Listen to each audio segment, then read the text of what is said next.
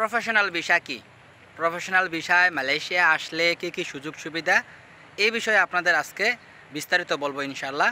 আপনারা অনেকে অভিজ্ঞতা আছেন যে মালয়েশিয়ায় 31 মে 2024-এর পরে কলিং ভিসায় কেউ আসতে পারবে না।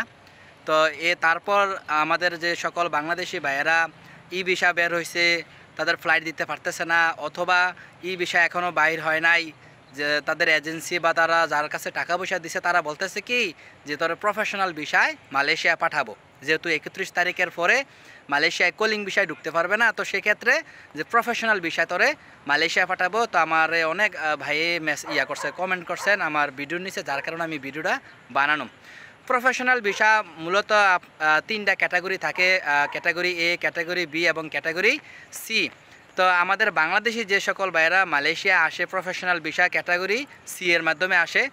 প্রফেশনাল ভিসা মূলত আপনার বিভিন্ন কাজে পারদর্শী, ঠিক আছে, আপনি এটা এক্সপার্ট, কোম্পানির সুপারভাইজার, কোম্পানির ম্যানেজার, অথবা বিভিন্ন রেস্টুরেন্টের শেফ, যে সব রান্না পারেন আপনি, এবং ইলেকট্রিশিয়ান বা এটা সেটা, মূলত আপনি যে কাজের উপরে মালয়েশিয়া আপনি আসবেন ওই কাজে আপনি পারদর্শী, মানে আপনি পণ্ডিত, যেটা আমরা বাংলা ভাষায় বলি, একদম এ টু জেড আপনি এটা ভালো পারেন।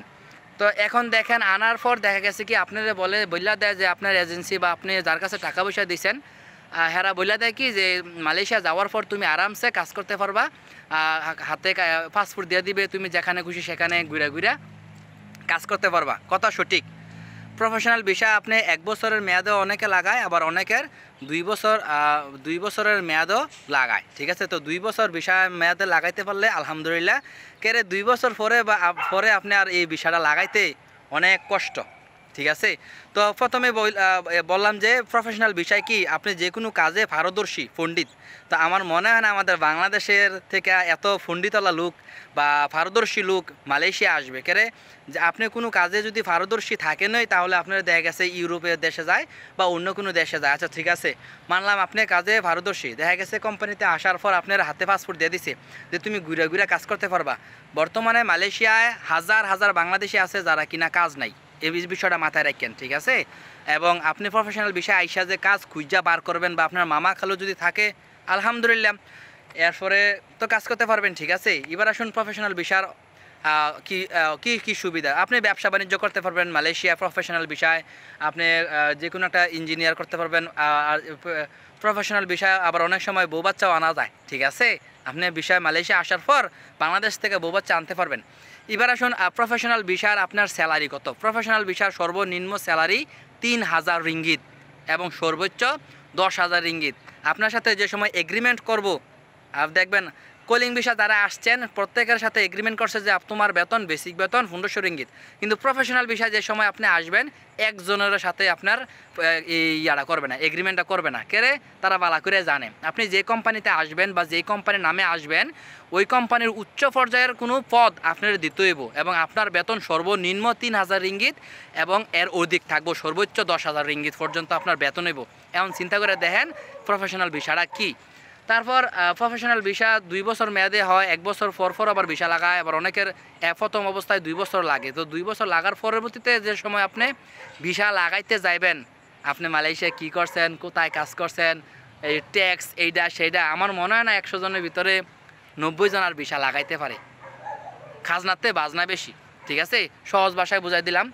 প্রথম অবস্থায় আপনি আসবেন, সব কাজ করতে পারবেন, কোনো সমস্যা নেই। পরবর্তীতে যে সময় ভিসা লাগাইতে যাবেন, রিনিউ করতে যাবেন, তখন খাজনাতে বাজনা বেশি, এবং ওই জ্বালায় দেখা গেছে আর বিষয় কেউ লাগায় না, ঠিক আছে। এটাই বলবো, কলিং ভিসা যেহেতু আপনাদের আনতে পারছে না, প্রফেশনাল বিষয় মালয়েশিয়া আইসে আপনি ভালো কিছু একটা সুবিধা করতে পারতেন না, বরঞ্চ এই 4 লাখ 5 লাখ টাকারই অনেক কষ্টে উড়াইবেন। দেখা গেছে প্রথম 2 বছরে, এরপরে আবার মালয়েশিয়া অবৈধ অবস্থা থাকতে হইব। আর মালয়েশিয়ার জেলটা খুবই খারাপ, মালয়েশিয়ার জেল খুবই জঘন্য, আর কি বলবো, যারা জেল খাটছে। এবং আরেকটা বিষয়, আপনারা মালয়েশিয়ায় যে সকল ভাইয়েরা আপনার আত্মীয় স্বজন আছে তাদেরকে একবার জিজ্ঞাসা করবেন যে প্রফেশনাল বিষয় আসলে ভালো হবে কি না। এই ছিল প্রফেশনাল ভিসা। আপনারা আসতে পারেন, আপনাদের খুশি, কিন্তু আইসা যে একটা ভালো সুবিধা করতে পারবেন আমার মনে হয় না। বর্তমানে মালয়েশিয়া হাজার হাজার প্রবাসী আছে যারা কিনা কাজ নাই। এখন আপনি আসবেন, আইসা কাজ করবেন, কাজ খুঁজে নিজে বার করতে পারবেন। আর আপনারা যদি বলে হ্যাঁ, তো আপনারা কোম্পানি যে কোম্পানির আন্ডারে আসবেন ওই কোম্পানির সর্বোচ্চ পদে বা ভালো পদে ম্যানেজার বা সুপারভাইজার পদে আপনারা দিব, তো ভালো, আর আসার পর যদি আবার দিয়া দেয় কুলির পদে তো সারছই, কথা বুঝেন নি? এই ছিল ভিডিও। আরও যদি কিছু বাদ পড়া থাকে, যে আপনার কমেন্ট থাকে বা জানার কিছু থাকে, আমার কমেন্ট করবেন, ইনশাল্লাহ আমি উত্তর দেব। আমি যেটা না জানি আমি কখনোই ফ্যাট বানাই কথা বলি না। আমি বড়দের যারা মালয়েশিয়া যারা আজ 10-12 বছর বা মালয়েশিয়ার যে এজেন্ট কয়েকজনের সাথে আমার পরিচিত আছে, আমাদের বাংলাদেশি ভাই, তাদের সাথে আমি যাই না, তারপর আপনাদের কাছে এগুলা বলি। আর এমনি তো টুকিটাকি আমি ইমিগ্রেশনের যে ওয়েবসাইট আছে ওইখানে তাদের নোটিশগুলো দেখা আমি আপনাদের কাছে শেয়ার করি। ওইগুলা মালায় লেখা থাকে, আমি বাংলা ট্রান্সলেট করি, তারপর আপনাদের মাঝে এগুলা বলি। ধন্যবাদ সবাইকে, আবার নতুন ভিডিও নিয়ে আসবে ইনশাল্লাহ আপনাদের মাঝে। সে পর্যন্ত ভালো থাকুন, সুস্থ থাকুন। ভিডিওটা অবশ্যই শেয়ার করবেন, আবার আমার অন্য বাংলাদেশি ভাই যারা দেখতে পারে সেজন্য। সালামু আলাইকুম।